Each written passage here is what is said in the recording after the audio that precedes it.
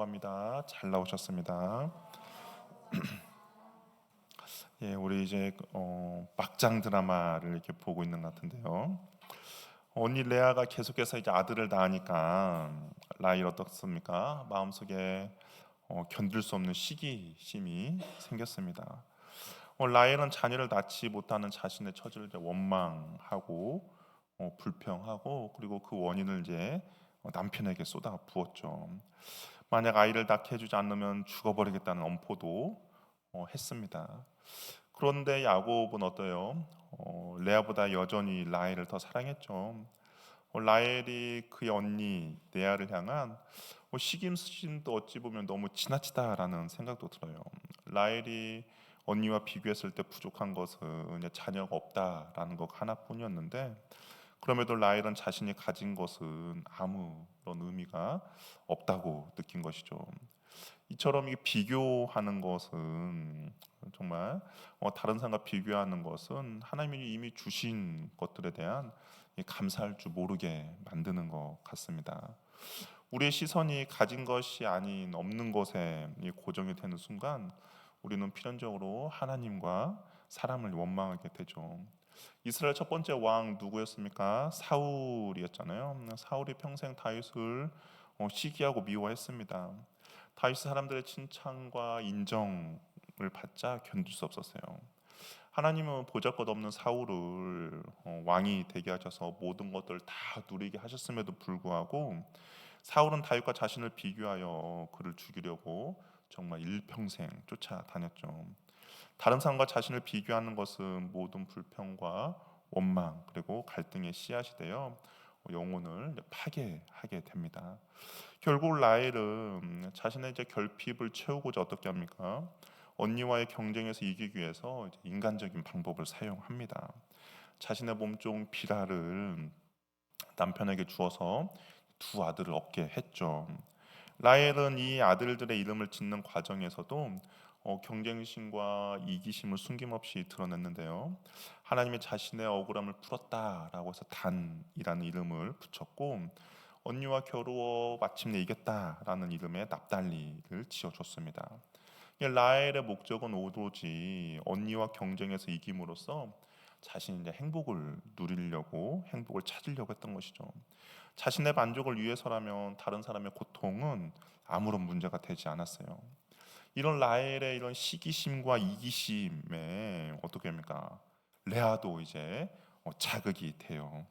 이 가족 갈등의 이제 악순환이 벌어지는데요. 이번 레아도 가만히 있지 않습니다. 레아 자신이 출산이 멈춘 것을 알게 됐어요. 그래서 이번에는 이 레아가 라헬이 했던 것처럼 자신의 시녀 실바를 데려다가 야곱에게 주어 자식을 낳게 합니다. 실바를 통해서 갓과 아셀을 얻게 돼요. 이 레아와 라헬의 관계에는 정말 하나님의 축복을 구하는 그런 거룩한 가정이 아니라 서로 빼앗고 서로 차지하려고 하는 이기려고 하는 냉정한 경쟁과 시기심의 관계로 완전히 변질되어 버렸습니다. 이 가정의 그런 거룩함들이 완전히 사라져 버렸어요. 두 자매 경쟁 구도가 그냥 몸종을 통해서 대리 출산으로 잠시 소강 상태에 이른 듯하지만 오늘 또 이제 한 사건이 벌어지게 돼요. 새로운 국면으로 접어들게 되는데요. 우리 14절 말씀 우리 한번 같이 읽어보도록 하겠습니다. 읽어볼게요. 시작.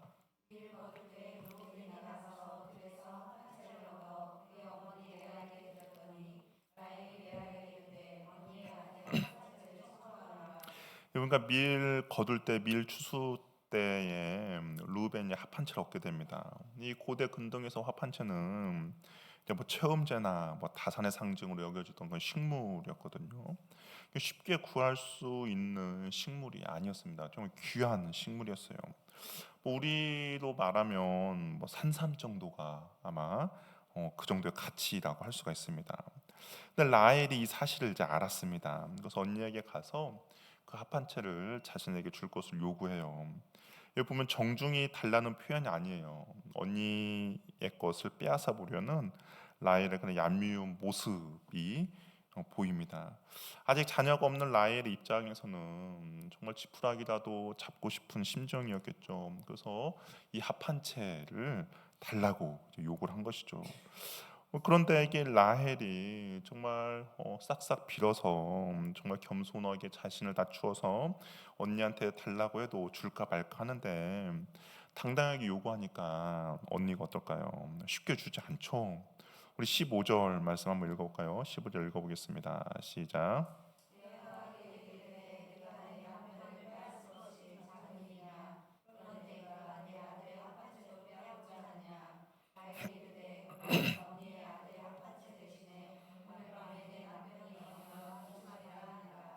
이 레아에게는 실바를 통해서 얻은 자녀까지 6명의 아들이 있었지만 그럼에도 불구하고 여전히 남편의 마음을 붙잡지 못하고 있었습니다.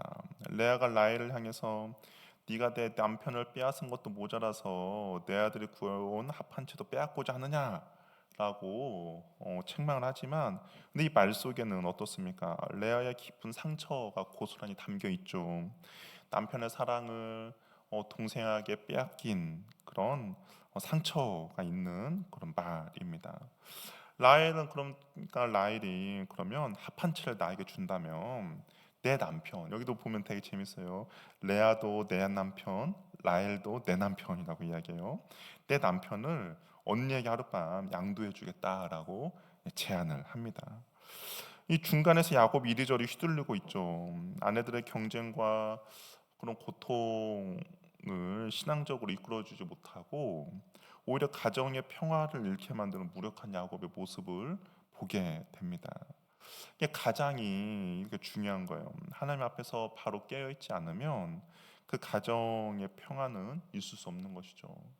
그러니까 가장이 하나님의 말씀 앞에 바로 깨어 있고 하나님의 그 말씀으로 이 가정을 잘 이끌어야 되는데 이 야곱 스스로가 하나님 앞에 바로 서 있지 못하니까 두 아내의 갈등 사이에서 정말 왔다 갔다 하는 정말 비참하고 무기력한 모습을 보여주고 있습니다. 야곱은 아내들의 거래 대상이 될 뿐이에요. 농부가 가장 힘들고 바쁠 때가 언제입니까? 추수 때잖아요. 근데 야곱 또한 쉽지 않는 육체적인 노동을 하고 있을 때죠. 이 야곱도 삼촌 라반의 집에서 추수 때에 아마 힘들고 어려운 그런 노동을 하고 있을 때입니다. 얼마나 쉬고 싶겠어요, 집에 왔을 때. 그런데 그 피곤한 몸을 이끌고 집에 왔더니 레아가 뭐라고요? 합한 채로 내가 오늘 당신을 샀으니까 당신 오늘 내 길 들어오라라고 이야기합니다. 정말 이게 쉽지 않죠. 근데 레아가 이후에 어떻게 합니까? 세 명의 자녀를 더 얻게 돼요. 이사갈과 수보론가 그리고 딸 디나를 낳게 됩니다. 이에 반해서 라헬은 어떻습니까? 합한 채를 사용했음에도 불구하고 아무것도 얻지 못했어요. 오히려 언니 레아가 그 거래 덕분에 이사갈과 스불론 그리고 이 디나라는 자녀를 얻었음에도 불구하고 라헬은 아무것도 없습니다. 라헬은 비참함과 수치로 고통의 세월을 보냈고 언니를 보면서 그 마음의 시기심은 아마 더 커졌을 거예요. 근데 라헬이 거기서 주저앉은 것이 아닙니다. 모든 인간의 노력이 실패했을 때 라헬이 한 가지 깨닫게 돼요. 무엇이냐? 마침내 그의 시선이 하늘을 향하게 됩니다. 그 전까지는 자신의 어떤 재능, 외모를 믿었겠죠. 자신의 외모, 그리고 이 합한 채, 그리고 자신이 가지고 있던 빌하 그런 종들하면서 자신이 할 수 있는 모든 것들을 다 수단을 다 동원했음에도 불구하고 아무것도 없었어요. 그런데 그 절망적인 상황 가운데 드디어 라헬이 하나 깨닫게 돼요. 무엇을 깨달았냐?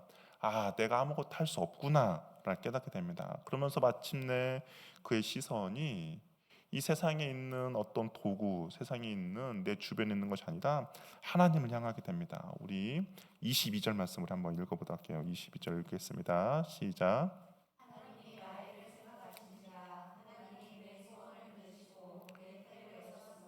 하나님이 라헬을 생각했다라고 이야기합니다. 하나님이 누군가가 생각났다라는 것은 그 사람에게 긍휼과 자비를 베풀어 주기로 작정하셨다라는 의미예요. 근데 하나님이 라헬을 생각하게 한 이유, 원인이 무엇입니까? 예, 보면 하나님이 그의 소원을 들으셨다라고 했죠. 라헬의 소원이 뭐였을까요? 여러분이 라헬이라면 어떤 소원이 있습니까? 자식을 얻는 거죠. 특히 아들을 얻는 겁니다. 라헬의 소원 하나님이 들으셨어요. 그러면 하나님이 그 소원을 들었다는 것은 어떤 의미입니까? 라헬이 자기의 소원을 하나님께 올려드렸다는 것이죠. 그리고 하나님은 그 소원을 들으셨고 그리고 라헬을 생각하셨다라는 겁니다. 하나님께서 그의 자녀들 성경을 보니까 그의 자녀들을 기억하고 생각할 때가 몇 군데 있더라고요. 우리 창세기 19장 29절을 보면 우리 한번 창세기 19장 29절 우리 한번 읽어보도록 하겠습니다. 한번 읽어볼게요. 시작.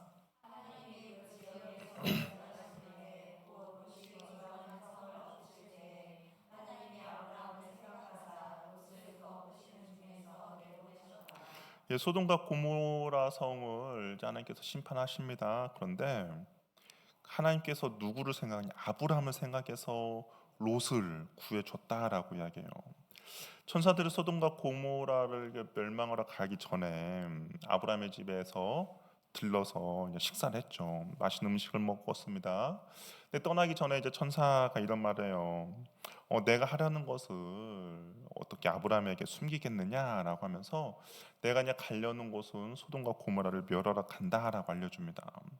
그러니까 아브라함과 하나님과의 그 친밀한 관계가 얼마나 큰지 엿볼 수 있죠. 그랬더니 아브라함이 어떻게 합니까? 그 천사에게 간구해요, 간청해요. 이것 우리는 중보기도라고 하잖아요. 의인 50명 있다면 어떻게 하시겠습니까? 만약에 45명 있다면요, 30명, 20명, 그리고 10명이 있으면 어떻게 하시겠습니까? 그랬더니 그럼 내가 멸하지 않겠다라고 이야기합니다. 그리고 나서 이제 소돔과 고모라 지역에 가서 아기 창궐한 도시를 보고 이제 멸하고자 하는데 하나님이 룻을 보고 긍휼히 여긴 것이 아니라 누구예요? 아브람. 하나님께 기도한 그 중보기도한 아브람을 생각해서 롯을 구하게 되는 것이죠. 그러니까 이 기도가 하나님의 생각과 기억을 나게 하는 겁니다. 또 출애굽기를 보면 바로가 이스라엘 백성들을 괴롭힙니다. 강도 높은 노동을 시키고 또 갓난 아이들도 죽이고 핍박이 시작했어요. 그때 이스라엘 백성이 23절을 보니까 여러 해 후에 애굽 왕은 죽었고 이스라엘 자손은 고된 노동을 말미암아 탄식하며 부르짖으니 그 고된 노동으로 말미암아 부르짖는 소리가 하나님께 상달된지라. 우리 24절 25절 말씀 우리 한번 같이 읽어보도록 하겠습니다. 시작.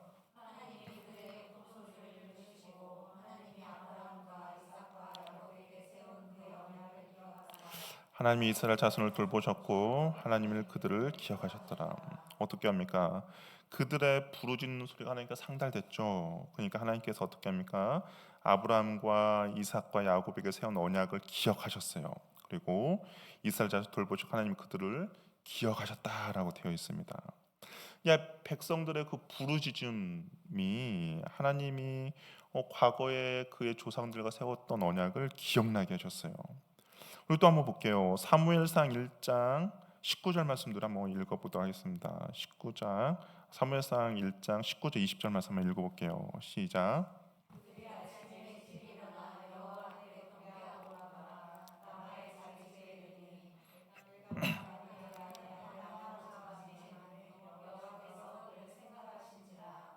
20절 말씀도 읽겠습니다. 20절 없군요. 20절 제가 읽으면 한나가 임신하고 때가 이르매 아들을 낳아 사무엘의 이름하였으니 이는 내가 여호와께 그를 구하였다 함이었더라라고 이야기했습니다. 그러니까 한나 여호와께서 누구를 한나를 생각했다라고 해요. 근데 이 한나가 여호와께서 한나를 생각했는데 그 이유가 한나가 뭐라고요? 이는 내가 여호와께 그를 구하였기 때문이다라고 이야기합니다. 그러니까 기도했더니 하나님이 생각하시고 기억해 주셔서 사무엘을 허락해 주신 것이죠. 오늘 이제 본문으로 보면 라헬이 어떻게 합니까? 하나님께 기도했죠. 그 전 라헬은 인간적인 방법으로 자신의 원하는 것을 얻고자 했습니다. 비라를 통해 자식을 낳아서 대리 만족을 하고자 했죠. 임신을 돕는다는 합한 채를 얻기 위해 언니와 남편을 거래까지 했습니다. 그리고 모든 것들을 했음에도 불구하고 라헬은 자신이 원하는 것을 얻지 못했어요. 그런데 그녀가 눈을 들어서 하나님을 바라보고 하나님께 기도할 때 하나님께서 라헬을 생각하셨습니다. 긍휼히 여겨 주셨어요. 믿는 자의 기도가 하나님의 시선을 고정시킵니다. 그리고 하나님의 귀를 기울이게 만드세요. 따라서 우리가 힘들수록 어려울수록 절망적일수록 해야 할 것은 무엇이냐? 다른 것이 아니에요. 하나님께 기도하며 나아가는 것입니다. 그럴 때 하나님이 우리의 기도를 통해서 일하시기 때문 것이죠. 우리가 주님 앞에 부르짖으며 간구하며 나아갈 때 하나님께서 우리를 생각하신다라는 겁니다. 그러면 하나님께 생각하시면 어떻게 돼요? 하나님의 긍휼과 자비와 은혜가 우리에게 베풀어 준다는 것이죠. 하나님의 기도의 응답은 가장 선하고 가장 좋은 것으로 우리에게 응답이 됩니다. 우리 23절 말씀, 그러나 하나님의 라헬을 생각해서 어떤 일이 벌어졌는가? 23절 말씀 읽어볼게요. 시작.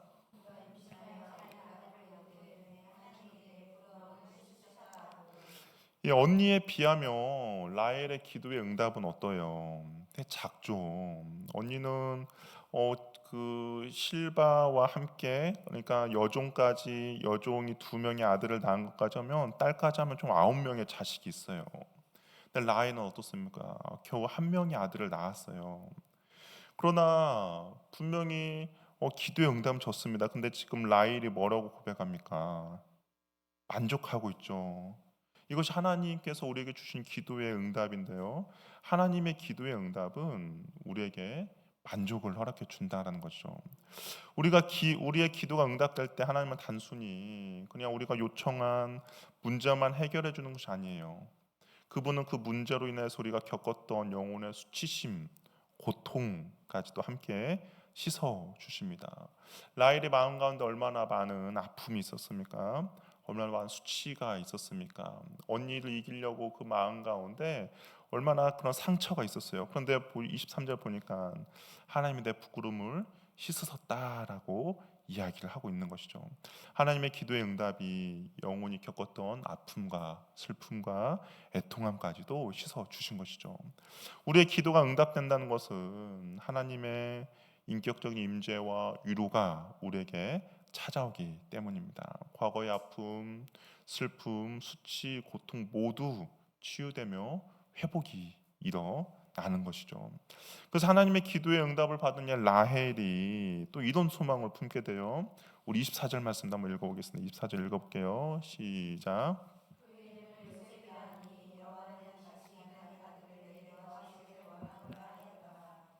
이것이 하나님이 주신 기도 응답의 유력입니다. 그 전에 라헬은 희망도 없고 소망도 없었잖아요. 절망 가운데 있었잖아요. 근데 하나님께서 그 기도에 응답을 해주니까 눈앞에 소원 성취에 머무르지 않아요. 어떻게 합니까? 라헬은 하나님 은혜의 맛을 본 후에 미래에 하나님께서 베풀어 주실 더 큰 축복을 기대하며 소망하고 있죠. 하나님의 기도 응답 이후 라헬은 하나님이 나의 수치를 거두셨고, 그러면서 하나님께서 베풀어 주실 그 은혜를 계속해서 더하여 주시기를 원한다는 소망을 가지게 됩니다. 이제 더 이상 언니와의 경쟁의 구도 속에 머물러 있지 않아요. 하나님 안에서 소망과 확신이 넘치는 간구를 하게 되는 것이죠. 기도가 현재 문제 해결을 넘어서 어떻습니까? 미래의 축복을 더하시는 하나님의 은혜를 바라보게 만드는 것이죠. 이것이 하나님의 기도의 응답을 경험한 사람들의 신앙의 모습인 겁니다. 하나님 우리의 기도를 통해 우리의 시야를 확장해 주시죠. 그리고 우리의 믿음의 그릇을 키워 주십니다. 그리고 우리가 상상할 수 없었던 더 큰 은혜의 세계로 우리를 인도해 주세요. 이제 겨우 아들 하나를 얻었는데 라헬이 뭐라고 합니까? 다른 아들도 하나님께 내게 주시길 원한다라고 고백하는 것이죠.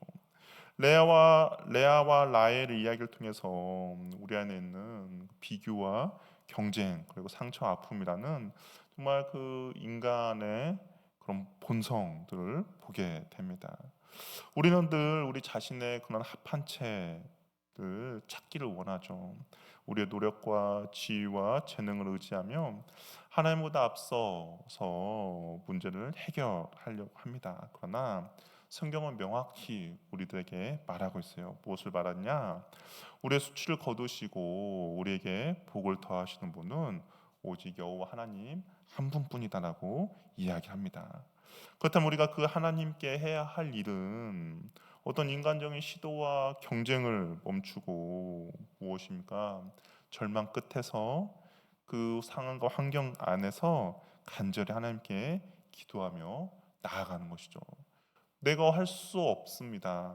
어떻게 안 돼요. 그런데 우리가 기도하며 나아갈 때 하나님께서 우리 기도를 통하여서 하나님께서 일하기 시작하시고 우리의 긍휼과 자비를 베풀어 주시는 것이죠. 우리의 삶에 요셉의 은혜를 더하시는 하나님께서 우리를 기억하시고 생각하셔서 우리의 모든 염려와 수치로부터 치유와 회복 그리고 희망과 소망의 은혜를 허락해 주시기를 바랍니다. 우리가 아무리 절망적인 상황에 처해 있을지라도 우리 인생 가운데 놀라운 은혜 축복을 더하시는 하나님을 신뢰하고 그 하나님 앞에 부르짖고 하나님께 간구하며 기도드리며 나아갈 때 그 하나님께서는 우리들에게 가장 좋은 것으로 가장 선한 것으로 또한 우리의 소원을 반드시 이루어 주실 것입니다. 그 하나님의 기도의 응답을 통하여서 우리의 믿음이 더욱더 성숙하고 성장하며 또 하나님께서 주시는 그 비전을 붙잡고 더욱더 나아가는 저와 여러분이 되기를 바랍니다. 기도하겠습니다. 오신 기도할 때